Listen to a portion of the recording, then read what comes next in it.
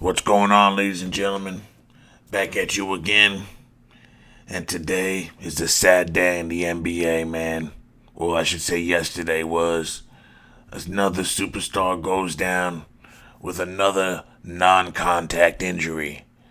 So, we've lost, in the last 2 or 3 months, we've lost 4 or 5 top-rated superstars to non-contact injuries. Achilles just gone. Nowhere to be found. And we're just supposed to just sit back and just act like everything's okay. Injuries like this were never a thing in the past.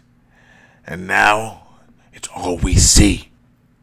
All we see is guys going down for injuries, non-contact, reaching out for this, and it's always the same reaching out movement.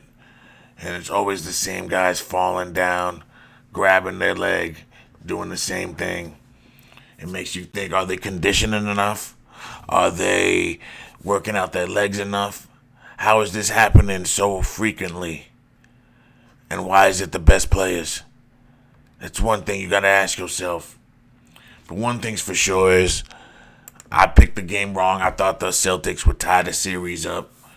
And it looked like they were. They had a 12-point lead in the third quarter, and then it just dissipated. That brother, Jalen Brunson, is no joke. That brother is just so strong. His center of gravity, his shoulders, he'll just back you down in the fourth quarter while you're so tired as it is, wear you out and get to his spots and get his points. And there's literally nothing anyone can do about it. If you double him, there are guys everywhere that can shoot, so you can't even double the guy. It is what it is, guys. If you blitz him, he's going to go right by you. And if you play him honest, he's going to back you down anyway. So how do you beat this brother? And that's something these coaches are still trying to figure out. Now, you look at the Celtics, though, as far as their scoring, as far as how they played as a team. I believe Tatum had 42 points, if I'm not mistaken. If we look at the box score, Tatum, I believe he had 42 points. Yep, Tatum had 42 points. Al Horford gave you nothing. Drew Holiday gave you nothing. Derek White played a good game. Jaylen Brown gave you an okay game. You expect Jalen White to give you 30 points in a series where you need him the most. He was in foul trouble most of the game. Personal foul. He had 5 fouls. He was being a hack this game. They had an 8-man rotation, so not many players were playing. They only had 19 bench points. Porzingis has not been playing well, and I think Porzingis is a piece. All right, let's put it this way. Porzingis is turning 31, I believe, and he's a piece of paper. Drew Holiday's turning 34. Al Horford's 38. Tatum's turning 27 next year, and Jaylen Brown is turning 28. Derek White is 30 years old. So the point I'm trying to make is this team is old. Now, if Jason Tatum's going to be out all next year, which is probably the case, you might as well fire sale this team and get what you can get. Because if you think you're going to come out next year without Jason Tatum and actually be a contender, you're just laughing and lying to yourself that he's your best player, he's your go-getter, and if he's down, the franchise is down. And one might say if he doesn't come back to be the same player that we know him to be, it might be time to find a new superstar. So I don't know what Boston's going to do with this injury. I would say Kevin Durant is on the table with this injury because you don't know how Jason Tatum's going to come back. And you got to get rid of Porzingis. Porzingis is not what he was last year. That shows you 1 year makes a huge difference, guys. We were singing his holy praises last year. Now this brother can barely score 10 points in a playoff game. Porzingis, you got to get rid of him. Get you Kevin Durant. Sheet. If you can, get you Giannis if you can. But this Celtics team, they got to make a move, and they got to make one quick because their team is going down the toilet, and it's going down the toilet bowl fast. But looking at turnovers as a team, they only had 12 turnovers. That's kind of a lot, though. But the Knicks had 20 turnovers, almost double theirs, and they still were able to hold it down. And it's because of what I said. Tatum got hurt. of course, but they were losing already when he went down. They were down 10 points at that point.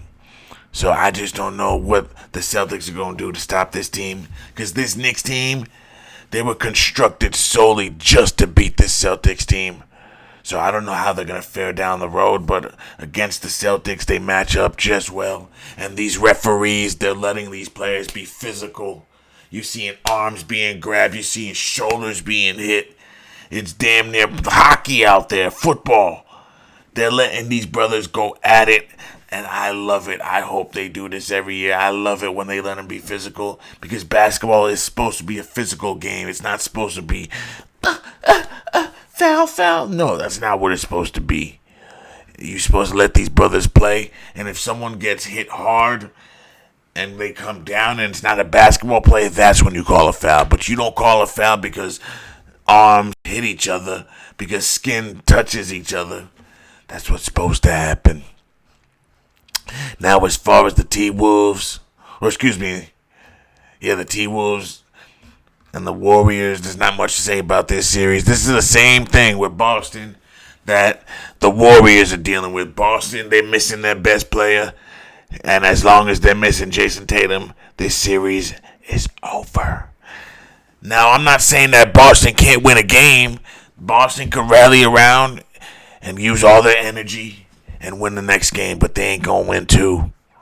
They just don't have enough firepower, in my opinion. And even if they did win this series, they ain't good enough to win a championship. So let's move on to the next team. So that leaves us with New York and most likely the Pacers, unless Cleveland comes back. But even if Cleveland comes back, they got guys, 3 of their guys, their starting guys are battling injuries. So that's why I think that series is over. I thought they were going to make a push and come back, but they're playing hurt, these guys. And that's what the NBA is. Is your team healthy? If your team is healthy, your team's going to be the one to most likely advance. And that's how it's always been. NFL too. It's the team that is most healthy that's going to compete. And their dogs is going to win. And right now, they down Steph Curry. And unless Steph Curry comes back, this team is gone. And that's just what it is. And the NBA, I'm going to leave it at it is. I'm not going to say much more than what I said. I was going to say what you think I was going to say, but we stopping from doing all that because they've been censoring our videos because we telling too much truth. So we got to chill out a little bit. So based on what we saw, we can look at the box score, but there's really not much to look at. You're going to look at the Warriors, and it's going to be the same thing we always see. Draymond Green gives you 14. Jimmy Butler gave you 14 when he really needs to give you 30, and that's why they lost. Jimmy just doesn't have it. If this was 2 years ago, I'd pick the Warriors, but Jimmy just doesn't have it, man. He's a sidekick at this point in his career. He needs Steph out there, and he just doesn't have him with him. So if that's just going to be the case, this team is done. And if you telling me Steph Curry's coming back and he was just resting all this time just so he can come back and beat this team, I'm not going to believe it. I need to see it first. And I think they said Steph Curry going to be back Game 5, but even if he comes back Game 5 and they win that, I just don't think it's enough. I don't think they could string enough firepower. But then again, you're looking at the score. They only won by 7 points. Are you telling me Steph Curry ain't worth 7 points? I don't know, guys. I don't know. We just going to have to read that injury report. And if Steph Curry comes back, then maybe we can make a push at that. But if he don't come back, I can't even look that way. Tonight we got the Pacers versus the Cavaliers. My heart is telling me the Cavs going to win this. Looking at the box, Cleveland is favored by 7.5, so they think that Cleveland's going to win big on this game. It's possible. I could see Cleveland winning this game and then the Pacers winning Game 6. I could see that. Because the Cleveland Cavaliers, now that I think about it, they're due for a good game. They haven't played a good game since Game 2, I believe, right? Or was it Game 3? They had a stinker last game. Usually when a team gets blown out in professionals, they usually bounce back. And usually for the bettors too. You should learn from that. Bettors, whenever a team gets blown out, they play better the next game. Now, will they cover this spread? I don't know that they'll cover that spread. But can they win? That's really the question we're asking here. If we're looking at these scores, the Pacers, they beat them the first 2 games without their best players. The Pacers were supposed to lose game 2, and Halliburton hit that shot at the end of the game. So really, it should be a 2-2 series, guys. And then the Cavs won this game. The Cavs should have been up 2-1, and then they would have had this sticker. You know what, guys? I'm going to go Cavs this game. I don't think the Pacers are going to close it out yet. The Pacers are ultimately going to win this series, I think, because their ball movement, the way they play together, they play the game the right way. They love each other the way they play, you could tell. So I think the Pacers are just a better team, but the Cavs got the better individuals, I would say, because they got a bunch of one-on-one guys, but that's not what the Pacers do. They play together so well, and they're probably the best team that plays together right now. As far as everyone left, the Pacers are the last team that plays so well together. Like, they all take shots. They don't care who shoots. They play defense. They pass it. Extra pass every time. And they play so hard. You could tell they love Rick Carlisle, their coach. And anyone that says otherwise is a liar. But tonight, I think the Cavaliers are going to win only because they have to win. I don't think they're going to go down losing 4-1 in the series. If anything, they'll lose 4-2, but they have to show some fight this game. They showed some fight towards the end of the game. I think they found something they can go to and build on for this game. And if they follow that attack, they should be able to get something going. So I'm going to pick the Cavs to win this game, guys. But I think the Pacers are ultimately going to win the series. Next game, we got the Thunder and the Nuggets. I don't know which way to go with this series. This is the hardest series to call. I don't know where it's going to go. Because the point is, I don't know what you're going to get from these teams. Which team are we going to get? Is Jokic going to come out flat and Murray? Or is the whole Thunder team going to come out flat?